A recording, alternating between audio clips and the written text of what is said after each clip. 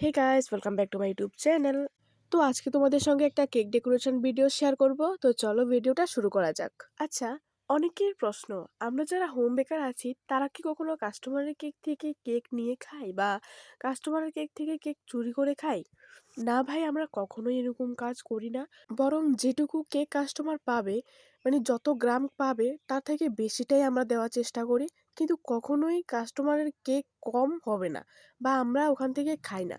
আর যদি খাওয়ার ইচ্ছেও হয় তাহলে যেটুকু কেক প্রয়োজন সেটা কাস্টমারকে দিয়ে বাকিটা আমরা এক্সট্রাভাবে বেক করে আমরা খাই, বা আমাদের খেতে ইচ্ছে হলে বেক করে আমরা বানিয়ে খাই।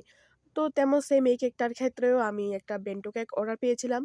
তো এই বেন্টো কেকটা বানানোর সময় আমার ভাই হঠাৎ করে বলেছিল যে কেক খেতে ইচ্ছে করছে। তাই আমি কেকটা বেন্টো কেকের মোল্ডের মধ্যে বেক না করে এর থেকে একটু বড় সাইজের একটা মোল্ডের মধ্যে বেক করেছি। অ্যান্ড সেখান থেকে রাউন্ড করে ৩ টে স্লাইস আমি কেটে নিয়েছি। আমি প্রথমেই তোমাদেরকে দেখিয়ে দিয়েছি। তো এই যে আমি এই কেকটা ডেকোরেশন করে তারপর আমি যে খাওয়ার জন্য বানাবো সেই কেকটা আমি এক্সট্রাভাবে ক্রিম বিট করে আমি সেটা বানিয়ে নেব। এই কেকটা ছিল বাটারস্কচ ফ্লেভারের মধ্যে, অ্যান্ড আমি মাঝখানে চকোলেট গ্রেট করে দিয়ে দিয়েছি। তার জন্য কেকের টেস্টটা আরো বেশি ভালো হবে। তো এটা ছিল ক্রাম কোটের ভিডিও, বাকিটা আমি পরে শেয়ার করব।